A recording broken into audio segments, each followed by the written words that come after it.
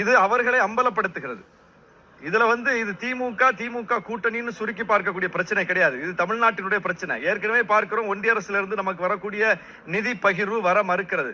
பேரிடர் நிவாரண நிதி மற்ற மாநிலங்களுக்கு கொடுக்கறாங்க, தமிழ்நாட்டுக்கு தென்னிந்திய மாநிலங்களுக்கு தர மறுக்கிறாங்க. அதுபோல கல்வி இன்னைக்கு கல்வியின் மாநில பட்டியலில் இருந்த கல்வியை ஒவ்வொன்றா இன்னைக்கு அவங்க எடுத்துட்டு போறாங்க.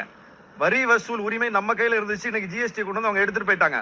இப்படி எல்லாமே பறிபோகி கொண்டிருக்கிற நிலையில் நாடாளுமன்ற பிரதிநிதித்துவம் என்பது நமக்கு எஞ்சி இருக்கிற ஒரு உரிமை. நாடாளுமன்றத்தில் நம்முடைய குரலுக்கு மதிப்பு இருக்கணும்னா நம்முடைய எண்ணிக்கை அங்க அதிகமா இருக்கணும். ஆனா வட மாநிலங்களினுடைய எண்ணிக்கை 2 மடங்கு கூடும், நம்முடைய எண்ணிக்கை நம்முடைய விழுக்காட்டுக்கு ஏற்ப இல்லாம குறையும். அப்படின்னா அதை எப்படி ஏற்க முடியும்? அது நாளைக்கு தமிழ்நாட்டு மக்கள் எந்த கட்சியை வேணாலும் ஓட்டு போட்டு தேர்ந்தெடுக்கலாம்ல. இது ஒரு கட்சி பிரச்சனையா?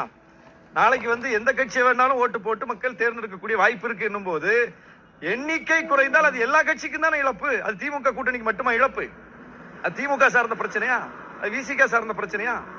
அப்ப தொகுதி எண்ணிக்கை குறைகிறது என்றால் நம்முடைய விழுக்காட்டுக்கு ஏற்ப அந்த எண்ணிக்கை நமக்கு கிடைக்கலன்னா அது ஒட்டுமொத்த மாநிலத்தினுடைய பிரச்சனை. இதை புரிந்து கொண்டு அதிமுகவும் சரி தாவேகாவும் சரி களத்துக்கு வரணும். அவங்க இதனால பிஜேபியை எதிர்க்க வேண்டி வருமோன்னு அச்சப்பட தேவையில்லை. இதுல பிஜேபி எதிர்க்கலன்னா, பிஜேபி கொண்டு வரக்கூடிய இந்த சட்டத்தை எதிர்க்கலன்னா நீங்க கட்சி நடத்த முடியாது. தமிழ்நாட்டு மக்கள் உங்களை வீட்டுக்கு அனுப்பி விடுவார்கள். இதை பார்த்துக்கிட்டே இருங்க. அதிமுக ஏன் இன்னைக்கு இந்த நிலைமையை சந்திச்சிருக்கு, பின்னடைவை சந்திச்சிருக்கு? இது போன்ற மாநில உரிமை சார்ந்த விஷயங்கள் அவங்க விட்டு கொடுத்ததுனால்தான், பாஜக நீட் நடத்தின கையெழுத்து போட்டதுனாலதான் அதிமுக மக்கள் கைவிட்டு விட்டார்கள்.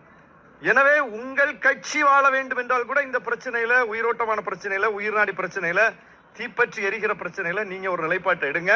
இது ரொம்ப முக்கியம். இல்லை என்றால் தமிழ்நாட்டு மக்கள் நிரந்தரமாக உங்களை அப்புறப்படுத்துவார்கள்.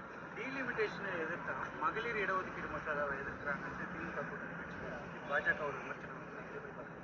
மகளிர் இடஒதுக்கீடு மசோதாவோடு இந்த தொகுதி வரையறை மசோதாவை சேர்ப்பதே முதல்ல ஒரு மோசடியான நடவடிக்கை. ஏன்னா மகளிர் இடஒதுக்கீடு கொடுப்பதற்கு இங்க யாரும் எதிர்ப்பு இல்லை, எல்லா கட்சிகளும் ஆதரிக்கிறோம். நீங்க இப்பவே கொடுக்கலாமா? இப்ப இருக்கக்கூடிய நாடாளுமன்ற எண்ணிக்கையில சரிபாதி எண்ணிக்கை 50 விழுக்காட்ட மகளிருக்கு ஒதுக்கி கொடுக்கறதுல என்ன பிரச்சனை? ஏற்கனவே இருக்கக்கூடிய மக்கள் தொகை விழுக்காட்டின் அடிப்படையில நீங்க அதை செய்யலாமா? இப்ப இருக்கக்கூடிய தொகுதி எண்ணிக்கையில அதை செய்யலாமா? சட்டமன்றத்தில் அப்படி செய்யலாமா? சட்டம் கொண்டு வரதுக்கு யார் தடுத்தா? அப்போ ஏற்கனவே அந்த சட்ட மசோதாவை கொண்டு வந்துட்டு அதை நாங்க அப்புறம் தான் கொண்டு வருவோம், அது அப்புறம் தான் நடைமுறைப்படுத்துவோம்னு சொன்னாங்க. இன்னைக்கு இந்த மகளிர் இடஒதுக்கீடு மசோதாவோட தொகுதி வரையறை மசோதாவையும் சேர்த்து கிளப் பண்ணி ரெண்டையும் போட்டு இன்னைக்கு முடிச்சு போட்டு வச்சிருக்காங்க. இப்ப இத தொகுதி வரையறை மசோதாவை நம்ம எதிர்த்தா மகளிர் இடஒதுக்கீடு மசோதாவை எதிர்க்கிறாங்க எதிர்கட்சிகள் அப்படின்னு சொல்லி நமக்கு சீல் பண்ணி பெண்களுக்கு எதிரானவர்கள் அப்படிங்கிற முத்திரையை குத்துவதற்கு பாஜக இப்படி ஒரு சதி திட்டத்தை இதுல செய்யுது. எனவேதான் நாம இதுல தெளிவா இருக்கோம். மகளிர் மசோதாவை கொண்டு வரதுக்கு எதிர்ப்பு இல்ல. மகளிர் மசோதாவை நீங்க இப்பவே நடைமுறைப்படுத்தலாம். இப்ப இருக்கக்கூடிய 543 தொகுதி எண்ணிக்கையிலே சரிபாதியை நீங்க பெண்களுக்கு கொடுக்கலாம். 234 சட்டமன்ற உறுப்பினர்களை சரிபாதிய பெண்களுக்கு கொடுக்கலாம். யார் தடுக்க போறா? யார் எதிர்க்க போறா? அப்ப இருக்கிறதுல நீ செய்யலாம?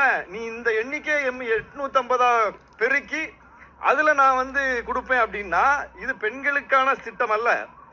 இது மாநிலங்களை வஞ்சிக்கிற, தென் மாநிலங்களை வஞ்சிக்கிற சூட்சுமத்தோடு ரெண்டையும் இணைத்து செய்யப்படுகிற ஒரு ஏற்பாடுங்கிறதுனால நாம தெளிவா மகளிர் இடஒதுக்கீடு மசோதாவை ஆதரிக்கிறோம், தொகுதி வரையறை மசோதாவை எதிர்க்கிறோம்.